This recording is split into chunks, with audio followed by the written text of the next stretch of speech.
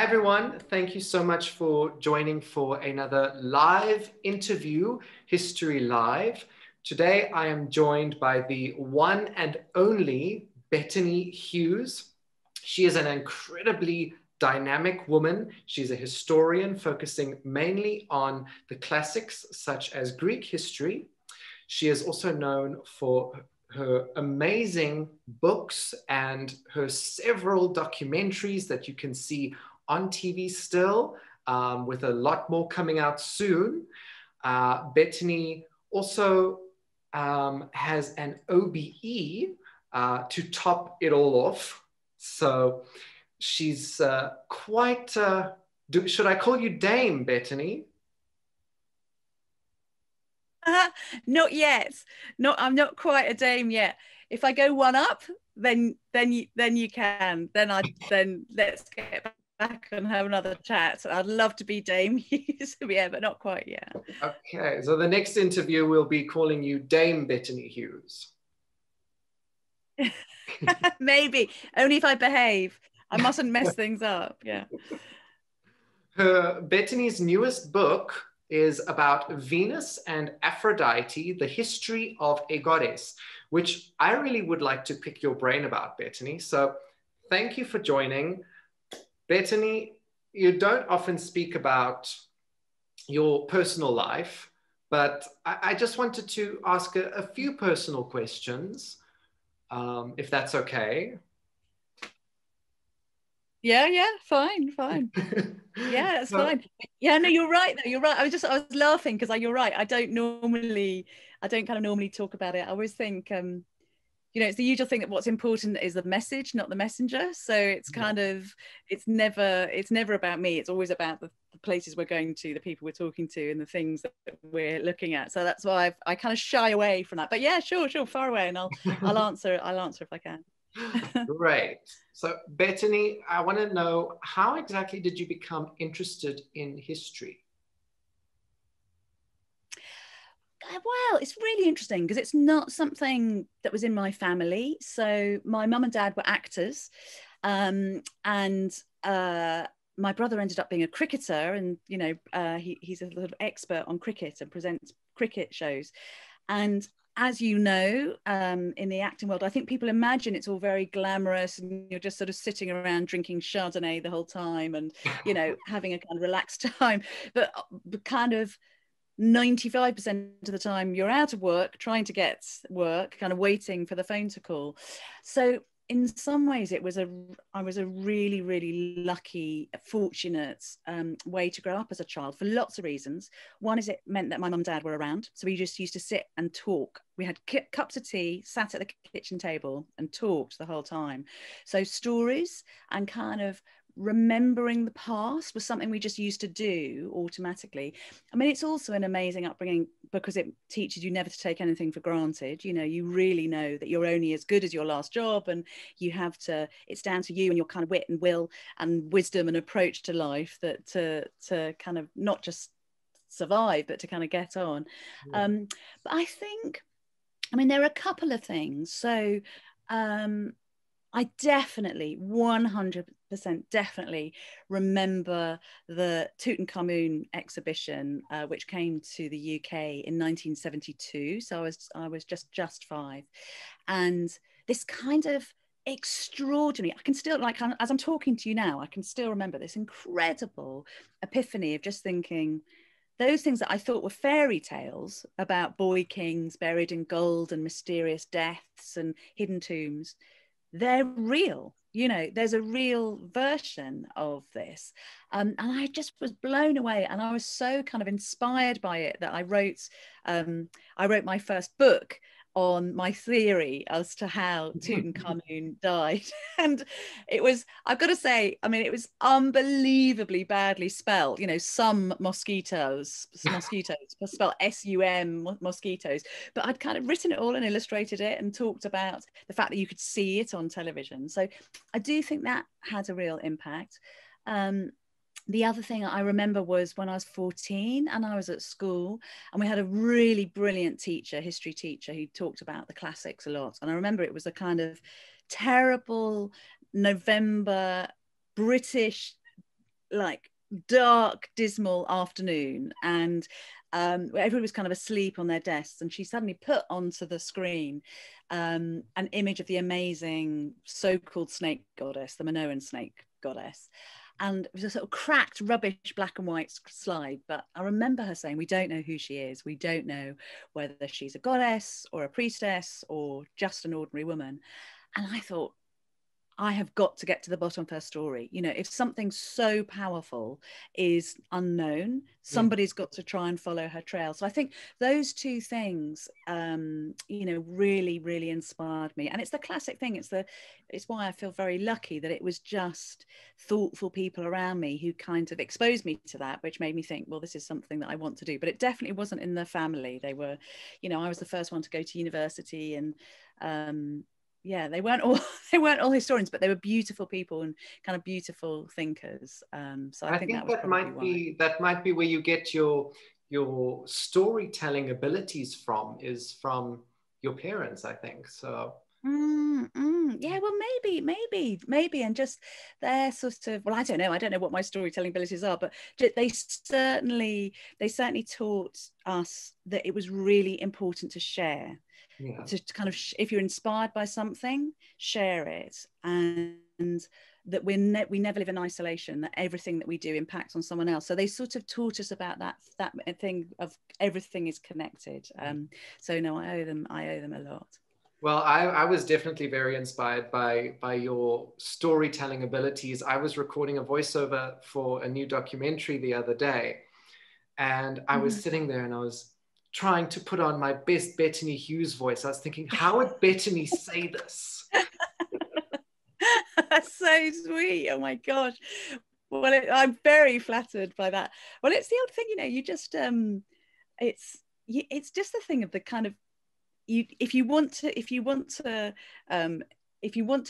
find it interesting, then it should be interesting to somebody else. I think that's the sort of bottom line, isn't it? And it is all, you know, we're so lucky, aren't we, Curtis? We're so lucky to be swimming in this world where we live in our heads in these times past the whole time, that I think, you know, if we get the chance to communicate it to people, we should absolutely do it. So what's your new documentary? Oh, thanks for asking. So it's about the end of the 19th dynasty in Egypt. And all about how Ramses over planning to have so many children was actually the downfall. So amazing, fascinating. Well, will you let me know? Send me a text when it's coming out, and I'll absolutely have a I will have a watch it. Do you find that, because I've been recording all the voiceovers for my docs this last year, obviously at home, locked down. I mean, I have been on the road a bit, but I've been locked down a lot as well. And it's really funny how the kind of home noise is coming into the documentary. So my poor sound recorders was going, what is going on? So we've got, I live in London, but there's this really interesting thing since the 60s, bits of West London have been populated by these bright green parakeets, but like huge flocks of them. So it sounds like you're in the Amazon or something. So that was going on. And then we had foxes out in the garden. He said, what is this? Is not a natural history documentary. So, and of course, as we were saying, it's just us here. Of course it's not. You've got your dog. My cat appears, she's actually just jumped off the table now, but she appears without exception whenever I'm recording anything. So there's usually this sort of strange pulsing purring going on as well, which is a really weird sound when it's being put down. But no, yours sounds great. I'll definitely watch that. It sounds fantastic. Thank you very much, but I don't think it will be as good as your new one, which is actually coming out tonight on TV, as you were saying. So yes.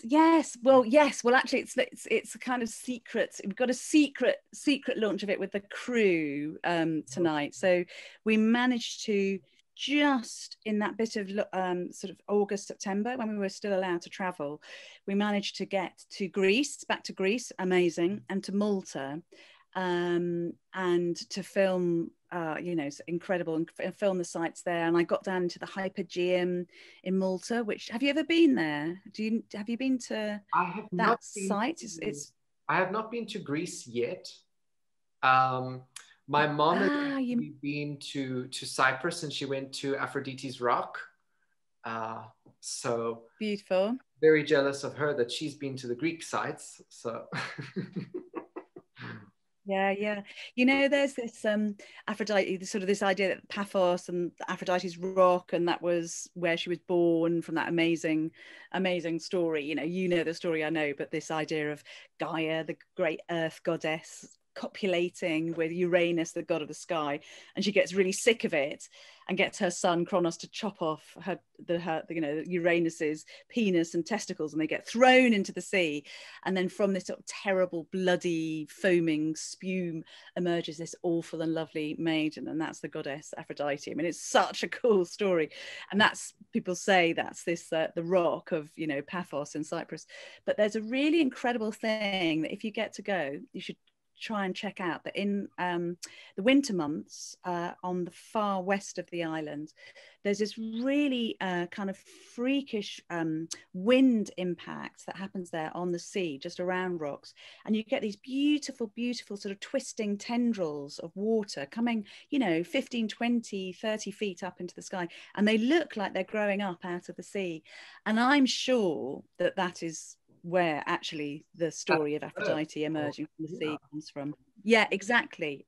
I'm sure that's actually where that bit of the myth comes from. It's really magical. So definitely go and try and check that out if you get to Cyprus. I'll try.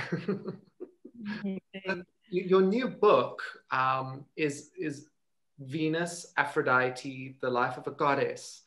How did that project come about? What inspired you to tell the story about Venus and Aphrodite? Yeah, well, I think it's because, to be honest, I think I got so sick of seeing Venus just as this sort of wafty blonde creature on Valentine's Day cards, or, used to sell lady razor blades or whatever. And I kind of knew that this goddess had so much more to her, that she's got a much more complex and kind of deeper and in some ways darker story, that she's not just the goddess of love, and some people think she's the goddess just of love and beauty.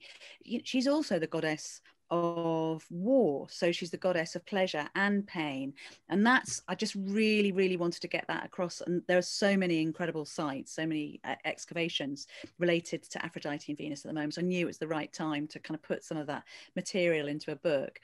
And I suppose also that what she represents is desire. And the Greeks, in fact, the ancient communities and societies and civilizations generally were very clever about thinking there is an idea that really matters to the world, and they gave that idea a name and a face, and they turned it into a goddess or a god, something that kind of was essential to civilization. And I think those early societies just recognized that desire absolutely saturates us as humans, and it can be sexual desire, but it's also desire, political, polemical, social, personal desire is what kind of pushes us on. So I think that's actually what she is. She's the incarnation of desire. And it's interesting actually, because the American version of the book, somebody was saying, oh, you've written a book about desire, and I was thinking, oh no, I haven't. I've written a book about the goddess. And then I saw the Americans have called it a biography of desire, really, really interestingly. But in the English version, it's the history of a goddess. Yeah, so I think I just wanted to kind of rescue her from being watered down to being just a pretty little thing. And also I wanted to rescue her basically from kind of 3,500 years of misogyny, because she's really potent and powerful, and then down time she gets diminished a bit, and she gets turned into an object rather than a subject. So it was trying to chart that story too. Yeah. But it's interesting about Aphrodite, Venus. We have Ishtar, we have Isis. A lot of the stories are actually quite similar throughout the different civilizations. Yeah. Why do you think that is?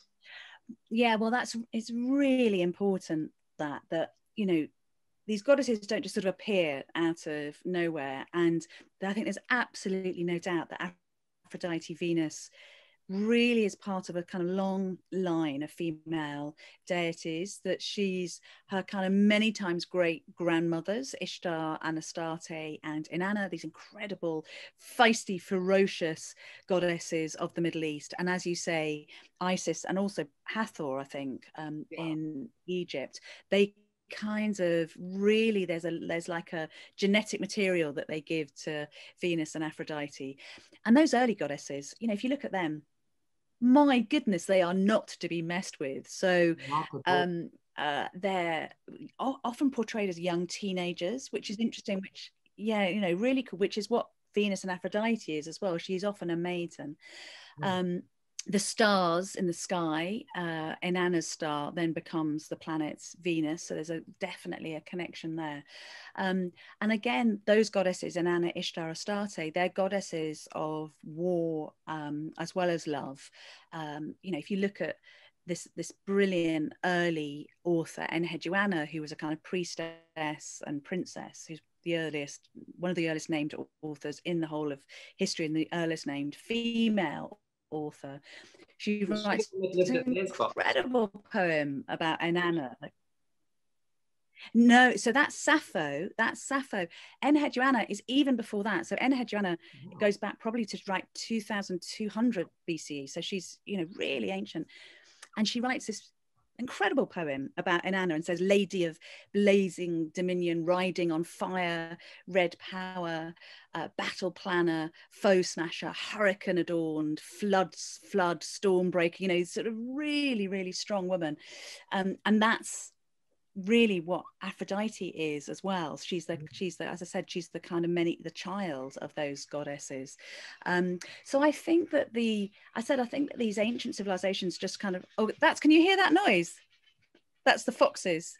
Can you hear? Giving out their little kind of nightly, they're mating actually. That's what's going on. That's why I make such a terrible row out there. We've got lions down the road, so. Have you? Yeah, they're mating. Okay, that's slightly cooler than a fox. So yeah, so there's a lot that they share, these goddesses, and things like Ishtar, her doves are sort of part of her symbol, and of course doves are the symbol of Venus and Aphrodite too. And in fact, the Greek word for dove is peristera, which is probably from the kind of very early Babylonian Pera Ishtar, the bird of Ishtar. So there's definitely connections with them, and that's why, as I said, we have to think of Venus Aphrodite not as just a pretty face, but somebody who's got much deeper roots, kind of darker roots in a way, and is much more ingrained in the story of human civilization than just being a nice Greek or Roman goddess. Yeah. Or even sometimes, I believe, Aphrodite is sometimes depicted as having a beard. She is. Absolutely. Why is that? Is that a connection to show like the similarities between the female aspects and the male aspects of the goddess, or? Yeah, I think it is. So she's a goddess of sex, but she's also a goddess of sexuality and of the kind of really interesting, like thin lines between gender and sex and genders and sexes. So exactly, you're right. So particularly on Cyprus, actually, there are these beautiful figurines of her. She's definitely a goddess. You know, she's got lovely breasts. She's kind of wearing this kind of clinging robe, but she's got a beard. And in the same way, from some of the sites in Cyprus, you get the male priests of Aphrodite, who are definitely her priests, and they're carrying a dove, but they've got breasts, but they're definitely men. So I think there's lots of really interesting stuff going on there. Again, I think it's definitely a connection to those earlier Middle Eastern goddesses. So the great goddess Inanna, who was hugely powerful, you know, she had 180 sanctuaries in Babylon alone. When she was worshipped in some of her festivals, her priests would dress as men and her priestesses, the priests would dress as women and the priestesses would dress as men. And it's because they recognized that the goddess, exactly as you said, had both male and female within her. and it's almost like they were becoming the mirror image so that they could mate and meet with the other side, whether it's man or woman, in the goddess Inanna and also in Aphrodite. So really, you know, it's a really, really fascinating time. And again, how amazing. This is why I love living in my head in the ancient world, because a lot of the time they get there with looking at kind of the complexities of life and the many ways of being, and recognizing there's a lot of, it's not just black and white, there's a lot of gray. Thousands of years, not just centuries before us, but thousands of years before us. So yeah, it is fascinating that. And again, that's not something that's sort of talked about a lot, is the bearded Aphrodite, but no, it's a really beautiful figurine that and carries on right the way through the worship of Aphrodite, Venus. Kind of, the Romans aren't so keen on a bearded Venus. They said the Romans like their goddess just to be basically very kind of sexy woman with armor is where they go with the representation of Venus. But certainly earlier, she's definitely kind of got both male and female within her. Yeah, yeah. And I also loved, you told a story about when Aphrodite's lover, when he died, she was so distraught. She cried and cried so much that the energy that she built up actually brought him back to life. And for some reason, that reminded me of some of the variations of the story of Isis and Osiris, where she was so distraught that she cried, she created the Nile and brought him back to life. Yeah, exactly. There's really interesting. There's definitely a connection between the two. And it's, you know, as well as the kind of what the story looks like, it's that basic idea behind it of the extraordinary power of love. And, you know, sometimes we're embarrassed about talking about love and the power of love, but the power of love can do incredible things. It can kind of make us so brave. It can make us travel the world. It can make us change lives. And I think that's what is being recognized. And again, it can make you do terrible things as well. I'm sure, you know, we've all made bad decisions in our lives because we've kind of fallen in love with the wrong person or fallen in love with two people at the same time, whatever. But again, the ancients recognize that. They're very good at not sweeping things under the carpet. They just go, you know, this is something that challenges us in civilization. So let's look at it in our myth stories and in the deities that we worship. So they kind of really put it out into the daylight, you know, so you can explore all of those stories. And this woman yes, is the embodiment. that is really interesting. Yeah. Exactly, absolutely. So she's and again, actually, it's so interesting you telling that story about her bringing you know, she weeps and she brings this young man back to life, and again, that's has a connection back to the kind of Middle Eastern stories of Inanna and Dumuzi, who becomes her king but was just a shepherd boy. But it's exactly the Venus and Adonis, Aphrodite and Adonis story. And I won't read it out now, but it's if you have totally, exactly. Exactly. So it's definitely, you know, and these populations are traveling the whole time. They are so mobile. They're sort of trading and they're exploring and they're, again, you know, reaching out and making contacts with each other. They're always on the move, these stories. And they probably have gone, oh, I know that story, but actually they've got the name wrong. Its own. As I say, definitely. I mean, if you look at the story of Helen of Troy, for instance, and where she travels in the myth story, if you kind of put her journey onto a map of the world, it absolutely equates to the journeys that the traders that we know from shipwrecks and from archaeology and from, you know, written records, that the traders were making at the same time. So exactly, those myths and those stories, they're not necessarily history. They're often almost history by accident, but they're sort of telling us, they're giving us those little clues and hints as to the reality of the world. So yeah, no, they're really fascinating. And they're not, I was saying I'm not going to say it now because it's, you don't know who's going to be watching the show, but you know, oh my goodness, Inanna, when she's talking about her shepherd boy lover Dumuzi and her king, it's really fruity, the poems that are used to describe their love affair. I remember reading one, reading one out when I was on a boat in Cyprus being recorded for this film we were making about Aphrodite, and the sound man hadn't heard what I was going to do, and he was sort of like beavering away at the end of the boat, and he had, you know, because all this sort of wind noise, so he had his headphones on, and he suddenly like, oh my God, because I was talking about ploughing my wet field and, you know, all this kind of stuff. It's I know, it's hilarious. Anyway, so I'm not gonna do it, but look it up. It's in the book. It's in the book. You can read in Anna's raunchy love for Demutsi on the page. Midnight reading, okay. Exactly. Yeah. But you know, you spoke about Helen of Troy, which brings me to my next question, which is, you know, the women in the ancient world, I actually sometimes find them more interesting than the men. Why? What is it about the woman in ancient history that sparked your interest?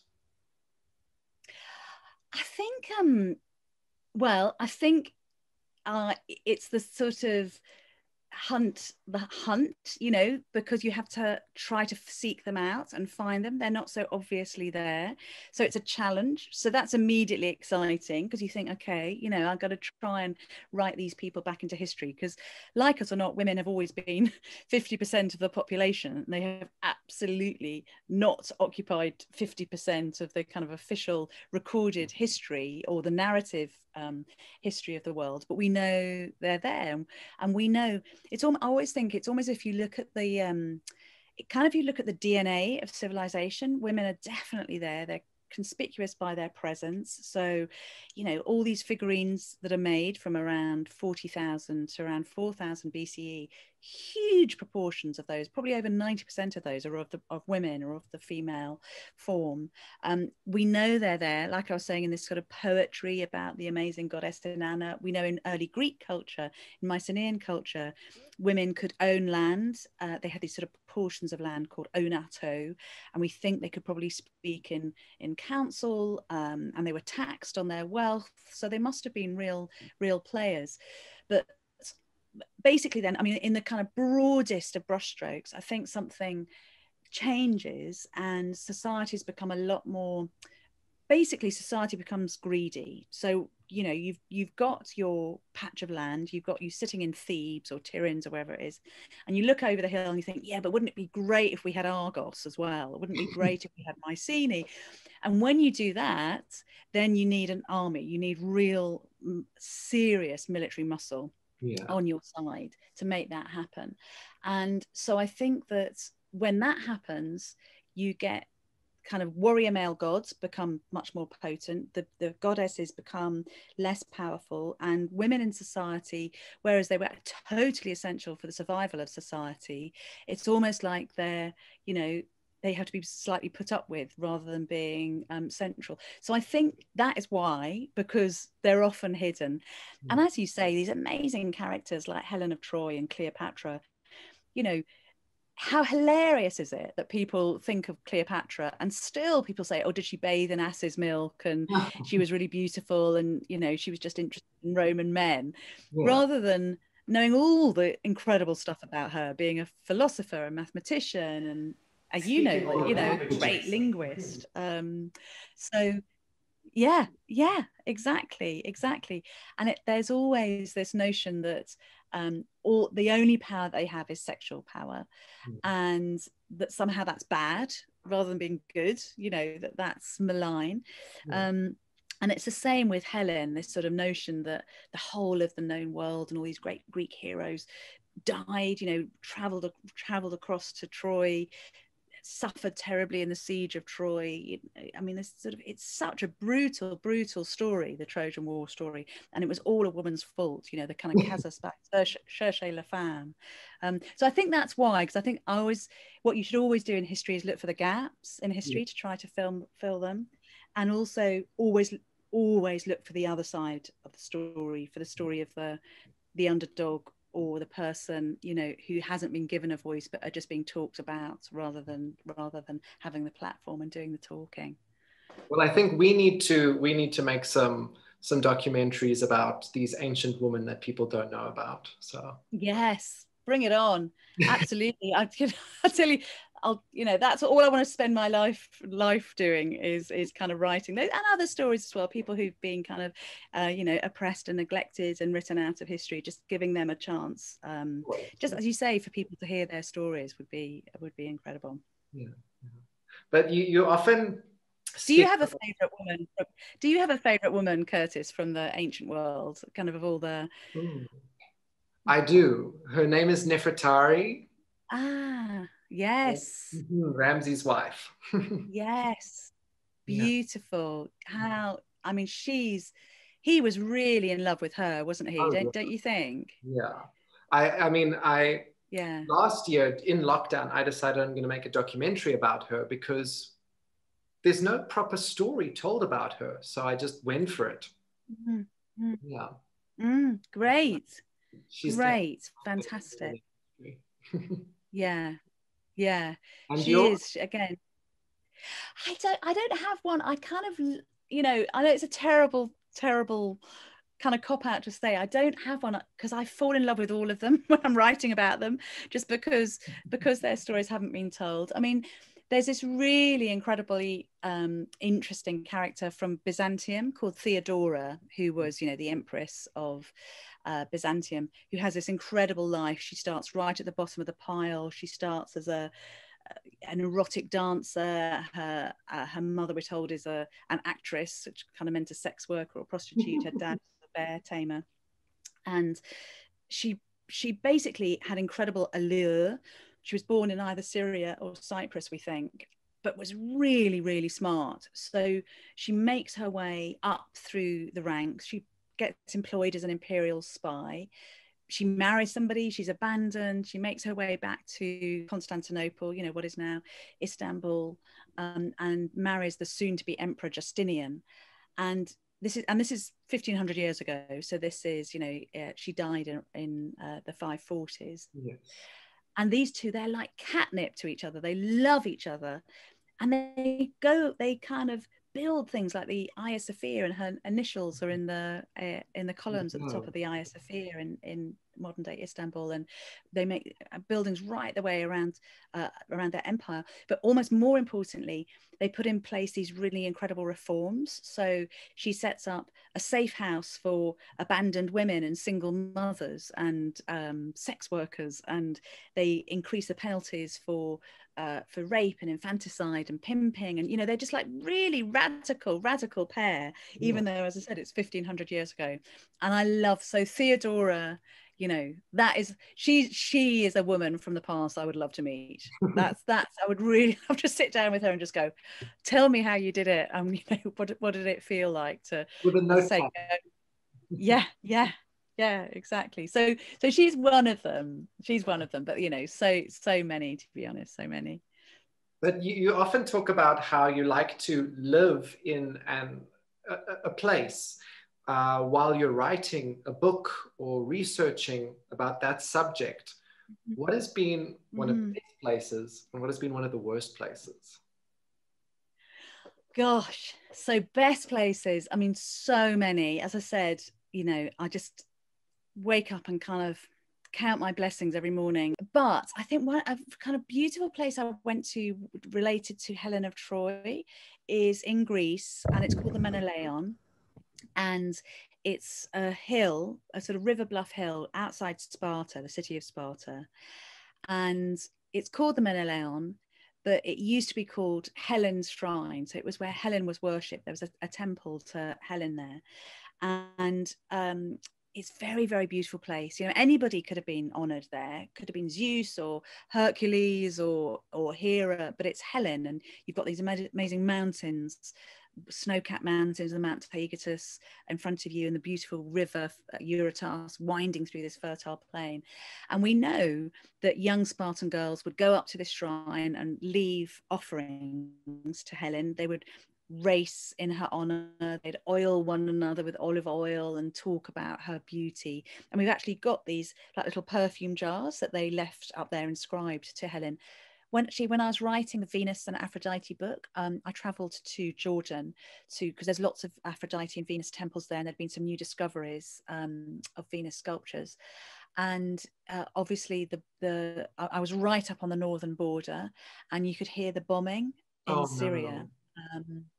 I mean, you know, and it just being pounded. I think that, and that was really, that was just very, it was so hard to think just over that fence, you know, there's sort of nothing that separates those two places apart from this kind of random line of territory, and knowing what was going on. And we were there with a number of female Syrian refugees who really interestingly were doing this amazing thing of being retrained as stonemasons, as female stonemasons. And they talked very inspiringly and beautifully about having this craft, this very ancient craft, and they were traveling around and looking at the ancient temples. And because they'd been given power to make things, to build things, rather than to watch things being destroyed, it was giving them hope again, and kind of a sense of purpose and possibilities. And they talked so movingly, as I said, about being inspired by touching the stones that others had touched, and having this sense of themselves in a kind of much bigger a time, not just of the now, but of centuries and thousands of years. So I think that was probably, that was, you know, I think that was it was just very hard. It was very, very sobering and hard to think of the suffering that was happening. But again, you just try to think, well, what can we somehow do to sort of help that and share their story, and just always remember them. So I think probably that was why. Although I don't like, you know, to kind of be a bit flippant, I don't like small dark spaces. And I end up in small dark spaces the whole time when I'm researching. So, it's the only thing I'm scared of is the dark. And like, I always think, why am I now going down into this tomb or chamber, or, you know, whatever it is under the Great Pyramid? Again, I can't believe it. But it's very sweet. If I'm down there with I've got a cameraman, we work together the whole time. And if in one of those things, he knows I'm getting really tense, so he sort of talks to me like I'm in a cat, you know, kind of, it's okay, I'm just here, I'm not too far, you're all right, there's somebody else in there with you. But so yeah, so small dark spaces are not my favorite, but I'll keep on going there, because that's often where the story of history is. I agree with you there, because I do not like to go into pyramids. So I went to Egypt Really? twice, did not go into a pyramid, I refused. Yes. And the third time I was dragged into one. So wow. Horrible. I even made a video. I'm like hyperventilating, climbing up the stairs. I'm I know. Well, also it's a thing, isn't it, that you do, you know, you're in a place that was, it's a sacred place that was, you know, there as a to honor somebody who'd passed and the dead, and you can't forget that ever in anything that you do when you travel. It was actually interesting that the last time I was in Egypt, in the Great Pyramid, so actually because you know, you can go down to this sort of chamber into the bedrock underneath. And the night before that morning, my dad had died, and I'd got this call saying that he'd passed. But there was something actually incredibly comforting about being there, and just being in a place that was all about honoring the dead, and, you know, the possibilities of life beyond, or, you know, whatever. And somehow that sort of feeling of being just part of the tens of hundreds of millions of people through time who've gone through that. So it was weirdly, even though again I was crawling down, and about you'd think it would be like the worst place to be, but there was something very, as I said, genuinely very comforting about being there in that moment. Yeah. Must have been very spiritual. And there was a rainbow over the pyramid, between the pyramid and the Sphinx, and the guys I was with were going, that never happens at this time of year, there's something really magical going on. So yeah, it was a message. You know, I was happy to be in Egypt. Yeah. The message coming through, I'm sure. So yeah, maybe who knows. Anyway, he'd have loved it. That's what I kept on thinking. He was such an amazing man, and he'd have loved the kind of engineering of the pyramid. And I was then, the next day I was looking at Tutankhamun's you know, the contents of his incredible that, you know, the treasures that he was buried with, and just the beauty of those. And so I was definitely, you know, he'd have he would have just been so impressed and blown away by those. Again, it felt like it was a good thing to be sort of sharing that, you know, as, on the day that he went. But now your daughters, Bettany, you've got two teenage daughters. What do they think about their incredibly adventurous mother climbing into tombs and jumping off boats? And what do they think about their mom? I don't know. I think, you know, classically, of course, all kids are sort of embarrassed by their parents. So there was one time when I was helping to launch the reopening of the Ashmolean Museum in Oxford, and I ended up on the back of buses between London and Oxford, and I think they thought that was cool for some reason. I was like, you know, I'd arrived, but no, they're such amazing. They're sort of slightly older now. They're amazing women, and I've always involved them, you know, in what I do. So they've often come with me on digs and research trips. You know, one of the daughters, I think every birthday she had in Greece, just kind of by chance. So I think they think it's interesting. I mean, they do. They always say, because I always do this thing of like, I feel so guilty. I used to feel so guilty when they were little and I was going away, that I'd sort of try and do so much before I left. And I'd always put in like toast just before I went and caught the plane, and then forget about it, and the toast would burn. So they say that their memory of me traveling is just this smell of burnt toast always in the kitchen, because I'd leave it. But no, they're amazing. They're very kind of feisty and you know, empathetic people. So I think they've kind of grown up knowing that the same thing that my parents taught me, that we're all about everyone else. You know, what matters are the other people around us. So yes, I think occasionally they're embarrassed. I tell you what I think was embarrassing for them was when, if any of the television programs were shown at school in their class. So you know, there was one I did years and years and years ago when I talked about the Roman invasion of Britain, the Claudian invasion, and I was riding on an elephant, because, you know, he was supposed to have come in on an elephant as a sort of bit of grand theatre, and they said that was really embarrassing to have your mum on an elephant in your classroom. But no, we get on really well. So bring them to visit here in South Africa, Bettany. Just down the road, we have a place where they can interact with elephants and they can see how amazing. Brilliant. We'll be there. As soon as we're all allowed to travel, I'll absolutely be there. Yeah, with them. That'd be cool. But Bettany, on a different note, I would like to know, some people may know this, some people may not know, did you face any obstacles when starting out in your career? Yes, well, I did. So yeah, absolutely. I was told that I had a terrible meeting once with a television producer, a BBC producer, and this was in the 1990s. And I remember talking very passionately about the women of Sparta, actually, and just saying, you know, people always tell the story of Sparta, this very kind of macho warrior culture, and they don't talk about the role of women in it. And it was an amazing thing, and women were as it fascinating, and, you know, wouldn't it make a great documentary? And you know that thing when you're in a meeting or a conversation and you're talking very animatedly, and then you realize you're the only one doing the talking, and there was this sort of chill wind of sort of disapproval and silence coming over the desk to me, and sort of tumbleweed, you know. I remember this guy saying to me, and I sort of talked about the value of history and, you know, this extraordinary access to the total sum of human experience and shared memories and collective memories, and you know, how valuable this is to us. And I remember him saying, can I just tell you three things? One, nobody's interested in history anymore. Two, nobody watches history on television anymore. And three, nobody wants to be lectured at by a woman. And as you can probably imagine, I mean, this was the 1990s, it wasn't the 1890s. That put a certain degree of fire in my belly. And I just thought, yeah, I am going to prove you wrong. So it was one of those things, in a way it was terrible, but also in a way it was brilliant, because it really gave me the conviction to go out and try to change that. And then years later, when I was doing a lecture, somebody did some research, and they said, so when was the kind of first female historian who presented an authored history series on telly, in British telly?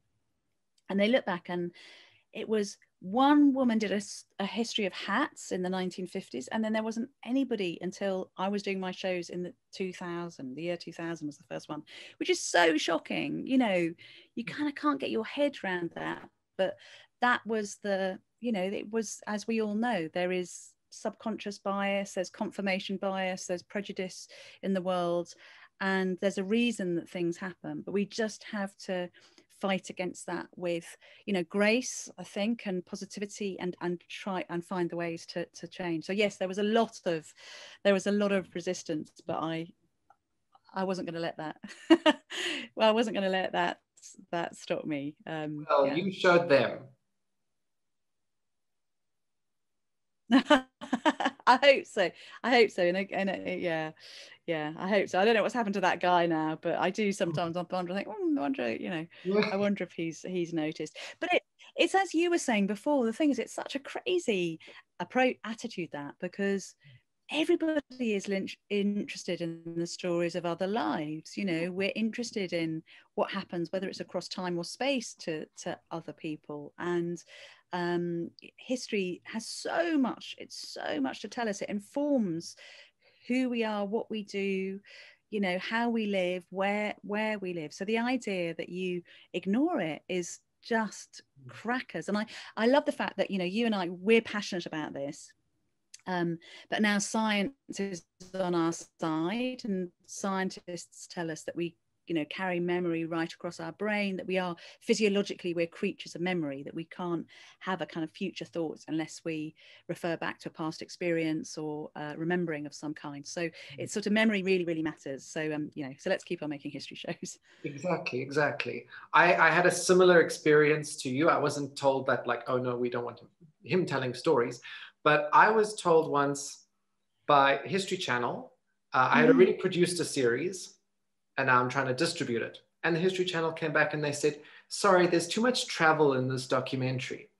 So I thought, okay, Travel Channel, sorry, there's too much history in this documentary. I'm like, well, where do I stand? So I got an agent, and now it's on Amazon Prime. I'm like, cool. Cool. Well done. All power to you. That sounds great. Well done. But we wouldn't be speaking if it wasn't for wanting to tell stories and share stories with people. So yeah, absolutely. Yeah, absolutely right. Yeah, absolutely. Yeah, absolutely. Yeah. But I wanted to know, as one of my last questions before we take a couple questions from the audience, Bettany, who inspires you? Wow. Who?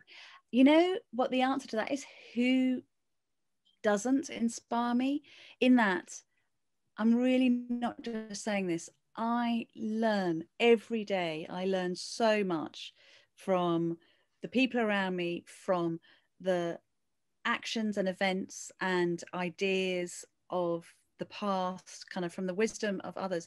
So that's, and actually I think that's what's been so difficult about these lockdowns, is that terrible thing that we're just not constantly sharing ideas and inspiring one another.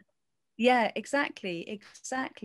There's this kind of beautiful thing that this notion that we become who we are once we have big enough groups that we can all kind of sit around a campfire, whatever it is, and share ideas about the world. So it's a kind of, I'd say honestly, I'm inspired every day by the actions of other people. I mean, even this is like a tiny example, but I was working in Greece, and there was a terrible one of those terrible fires, one of those summer fires that just devastates a whole half of an island.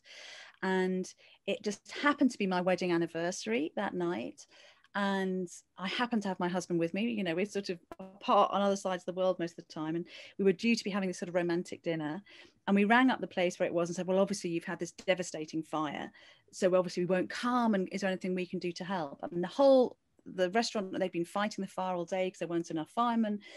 They were covered in smuts, their eyes were red, they were kind of weeping from the smoke. And the head waiter said to me, to fight is to live. And if we stop fighting, we stop living. So we're still going to cook you dinner tonight. And that just was just a tiny, tiny moment. You think, wow, that has really, you know, I've made that kind of part of my life's philosophy now. So yeah, so I'm inspired by everybody. Everybody is a philosopher if you let them be. Everybody is a lover of wisdom. Yeah. So I think it's the wisdom in people that I love. Yeah. Well, Bettany, that has been so much fun. You know, I think this is the most personal I've ever heard you speak in an interview. So I appreciate that. Thank you for giving your time. So. Oh, pleasure. Well, it was lovely to chat to you. And we managed to talk without my cat actually jumping up and being a part of the show as well, which is miraculous. She is here. But just, you know, yeah. Oh no, lovely. Well, really lovely to talk to you as well. Great. And you know, keep doing the work, keep sharing sharing the stories of all those others. Yeah. One day, like the Daily Express, we'll do something together. The Daily Express a couple of years ago wrote an article and said that you and I were looking for the tomb of Imhotep. Really? And I was like, I don't even know Bettany. How are we doing this? That's so funny. I mean, you know, half of that, oh my God, you're so true. You open the page, you think, where has that come from? Oh, well, maybe they were prophesying it. So maybe, you know, maybe as you say, we'll be on the ground together sometime. And good luck to you in South Africa. I really hope you stay safe. And you too, and everybody. So before we end, my quick fire questions. Are you ready? Yes, absolutely. Favorite place in Greece? Oh my gosh, where do I start? I would say the Menelaean that I was talking about. So Helen's shrine just outside Sparta. Favorite place in Egypt? It has to be the stretch of the Nile, just going down towards Abu Simbel at night, when if you're there under the stars, you are in 2 times at once. Favorite artifact? I have lots. I've actually, this is a lady who sits with me when I'm working. So this is the beautiful, one of the sleeping ladies of Malta. So over 5,000 years old. I mean, this is not her, obviously, this is a replica. But she was buried in the Hypogeum, and we don't know who she is. We don't know whether she's sleeping or death, or she's waiting to be reborn. But I love her mystery, and I love the fact she's got beautiful fat thighs and shoulders. She's like a real woman. Yeah. And the last one piece of advice for aspiring historians. So just never stop searching, and also never take no for an answer, because if you think that if you've got an instinct that there's a story to tell, that there's a bit of evidence that's been lost, just use all your lateral imagination and you will find it. So just keep going, and remember that I love the fact that history and wisdom have the same roots. Like very early we think Proto-Indo-European roots, and that it was from a word widtor, which means a wise agent. So become a wise agent and use your search for history wisely. Perfect. Thank you so much, Bettany. So we'll take about 2 or 3 questions from the audience. My mom is sitting here. She's like itching to ask a question. So this is my mom, Cheryl. Oh. Hi, Bettany. How are you? Hi, Cheryl. Hi. Nice to meet you. Yeah, really good. Nice to see you. How are you doing? Okay. We're doing fine. And yeah, we just love you completely. We've started watching you quite a few years ago. Loved the style, that series you did. It's just perfect.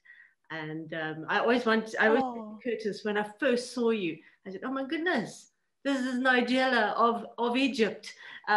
Just amazing. That's so funny. I remember somebody once, well, it's really flattering. I don't look anything, you know, kind of not as lovely as Nigella by any imagination. But again, I remember a funny, like a newspaper guy saying, oh, somebody's compared you to the Nigella of history. Does that make you really cross? And I was thinking, why would that make me cross? You know, she's this beautiful, smart, successful, warm woman. What a lovely, how lovely. She's definitely better at cooking than I am, though. I don't quite have the patience. The question was, yes, my question is, with all your traveling and everything, and especially being in the Mediterranean area, have you ever considered retiring there at some stage? And whereabouts would you go? Yeah, well, I certainly think I'm never going to stop traveling. I mean, I've got, look here, I'll just show you this. Hang on, I'm coming back. So wherever I always have a bag packed just in case it's time to go. So as long as I have kind of breath and strength, I'll definitely keep traveling. But you know what? Two things. One, actually, I really love London. I love I'm a child of London. I love the kind of variety of people who come here. So I'm very, very happy here. And the one thing that traveling has also taught me is that home is where love is. I mean, that's what the Odyssey is all about. So as long as there's love, I'll end up, that's where my home will be. So could be the Mediterranean, could be here, could be Egypt. Great. Could be, yeah, down on the Nile, who knows. Oh, thank you. Lovely to meet you. Lovely to see you. Terry has sent a message saying she would like to ask a question. So I'm going to unmute you. Terry, ask. Oh,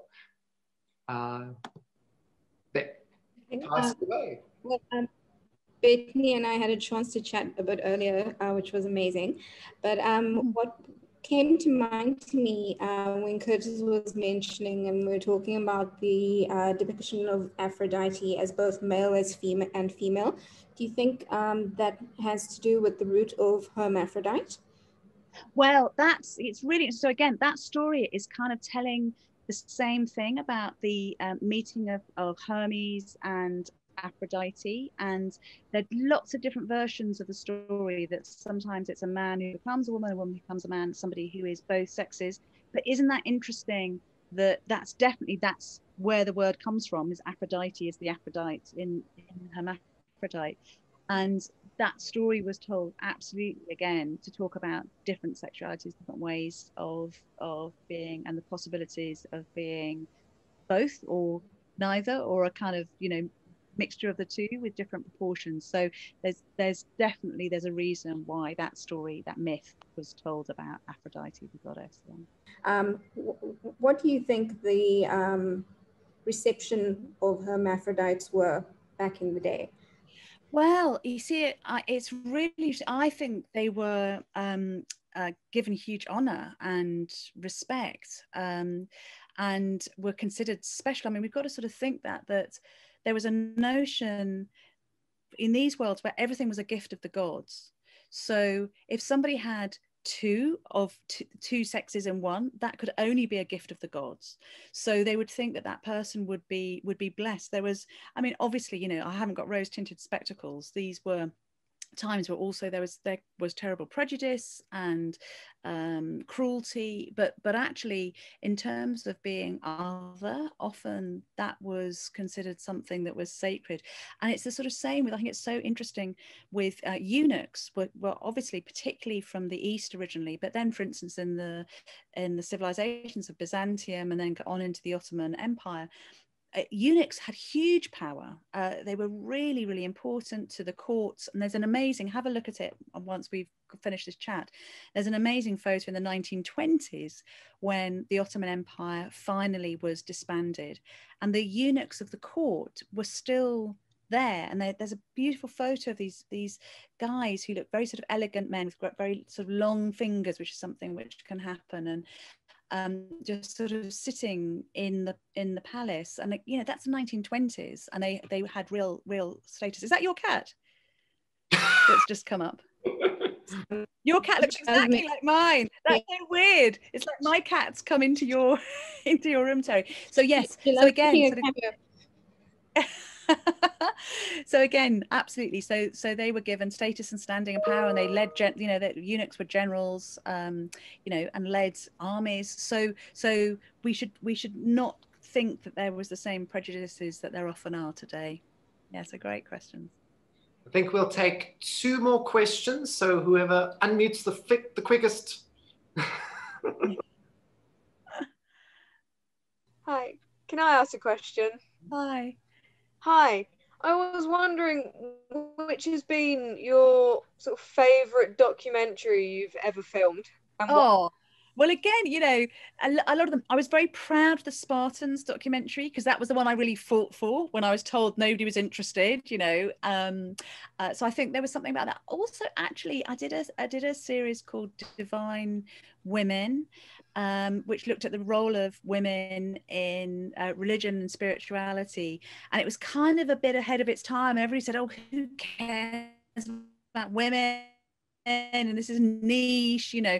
And then kind of 8 years later, we went, oh no, actually, and probably one of the most moving moments I've had making a documentary, I think, is we made a film about forgiveness, about the history of forgiveness and the role of forgiveness in society. And I actually went to Ground Zero, to the site of the Twin Tower attack, and talked to the widow of the pilot of the first plane that went into the Twin Towers. And she decided to forgive the hijackers. And it was really controversial. And people went, you know, how can you do this? And they're murderers. And almost you're being anti-American by doing this. And she was so inspiring. And she said, forgiving them is the only thing that's given me power over them rather than them having power over my life. And I think that was a moment when I thought, my gosh, I'm so privileged to be hearing this from somebody. And that notion that the ancient word for forgiveness isn't actually forgetting, it's letting go, you know, it's knowing that something's happened and letting go. So I think that was probably just a single moment that I will never forget. May I ask may I ask a question, please? Hi. Yeah, okay. Yeah, do you think the ancients probably borrowed stories from each other? I think they shared stories. I think they stole one another's stories. I think they borrowed them the whole time, because it's the one thing that we know about ourselves as a species is that we are the stories that we tell about ourselves. And right the way back to the kind of real birth of the modern mind, and we're talking maybe 70,000 years ago, what we start to do, and we can see these in the artifacts in the ground that start to appear, you know, up to 40,000 years ago, when you have, for instance, you know, the famous lion-headed man who's a human with a lion head. And it's when we start to understand the world by telling stories about it, we become us. So we are, by definition, storytelling creatures. And I have no doubt that those ancients shared stories, as I said, nicked the really good lines, nicked the really good ideas, but also found them as a sort of common ground that they could communicate and understand with one another and connect with one another through the stories they were telling. So true, so true. I just want to quickly say, I see we've got Sophia Aziz online. Hi, Sophia, and Ramadan Hussein. I'll be talking to Ramadan next week, so hi, Ramadan. And Marissa, who I'm talking to tomorrow, is on. And I know Marissa is a huge, huge fan of you, Bettany. So Marissa, do you have a question for Bettany?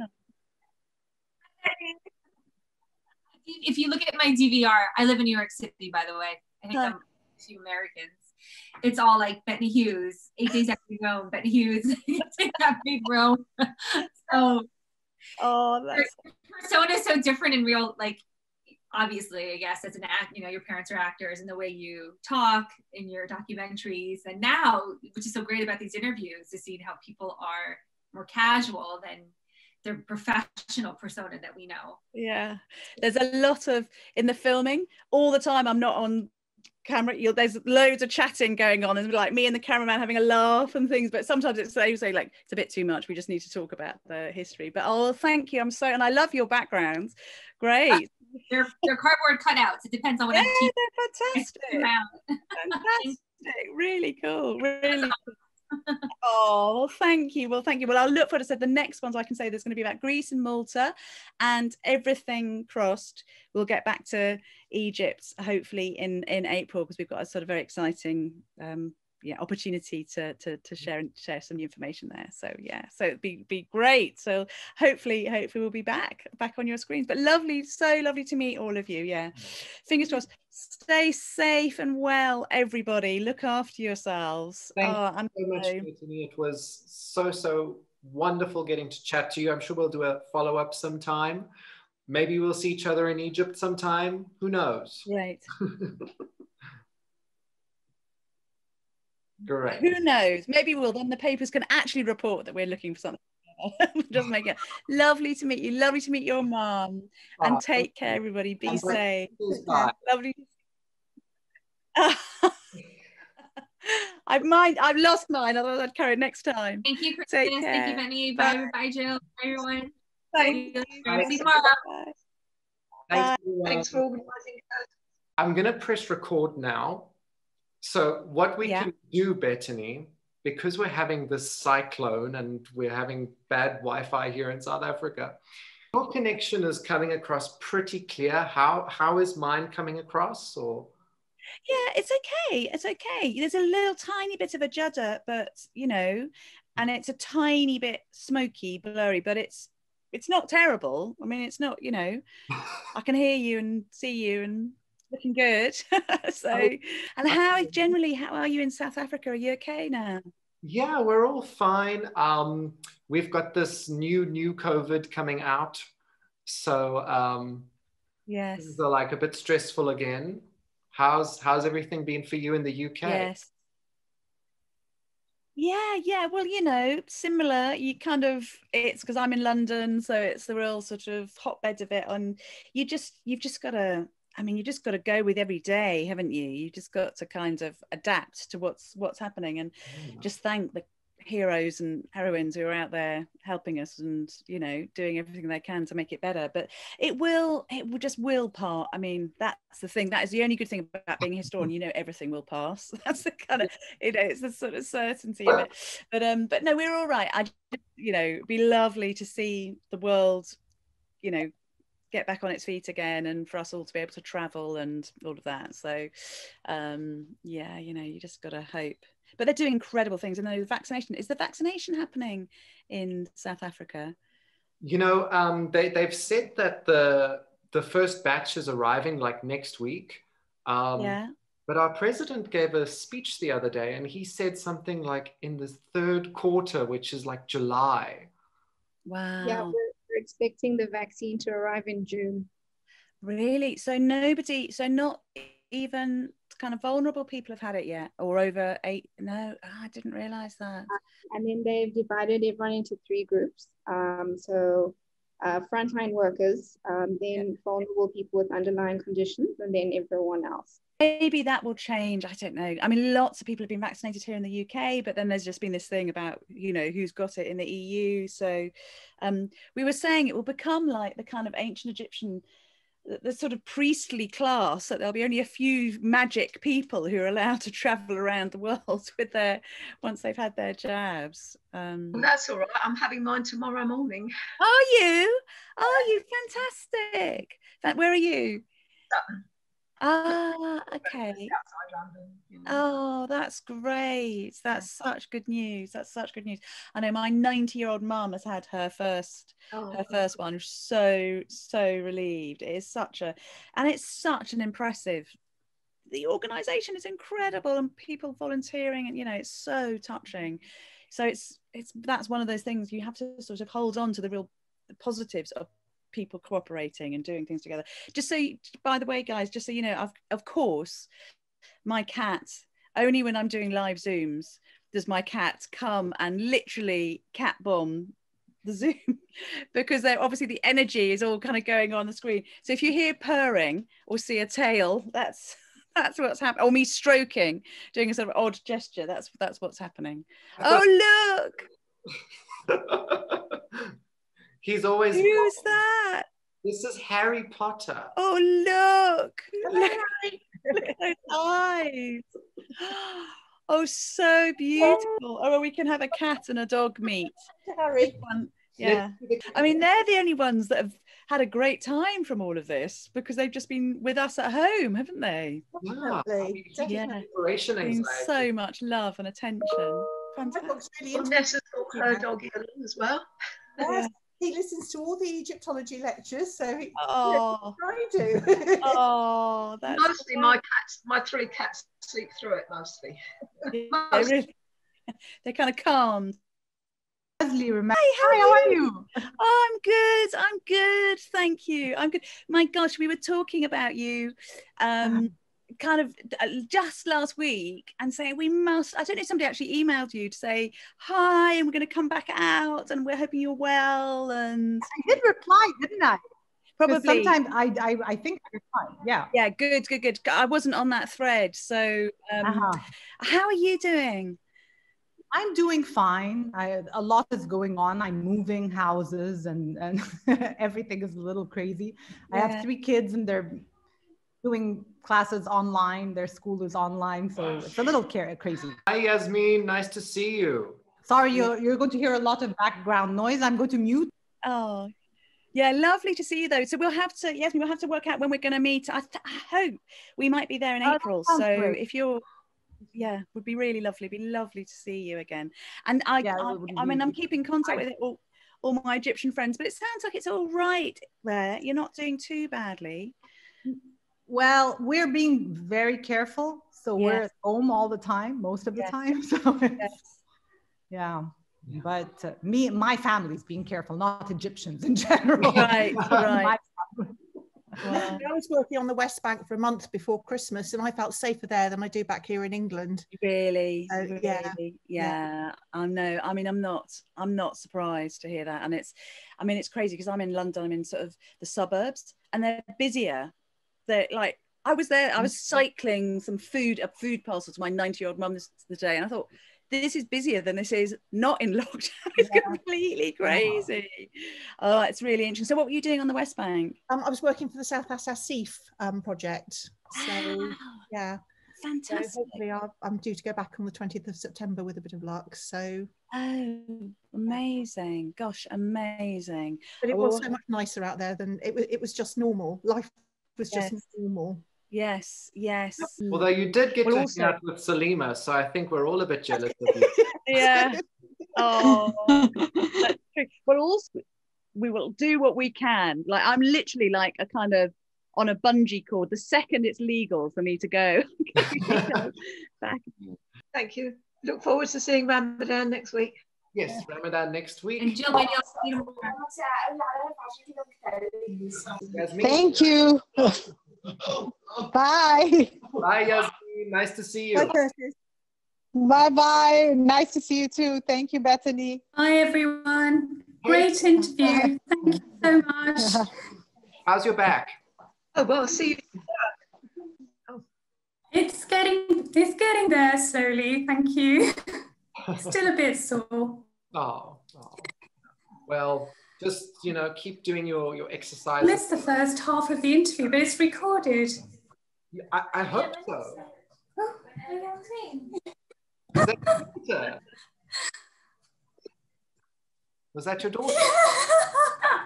Tell her to come say hi. I want to meet Sophia's daughter. She's gone. Sabrina. She's gone. Anyway, thank you. I know, that was quite funny. But yeah, I will repost it. And then, like I said, tomorrow we are talking to Marissa. So that should be very interesting. And then Emily DeForest. And then on Monday, we've got Ramadan. And next week, Friday, we've got Karakuni. Oh, wow. Oh, my goodness. Great. Down, Jill. Bye, guys. Thank you so much. Take care. Right, see you tomorrow. Bye. Bye, everyone. Bye.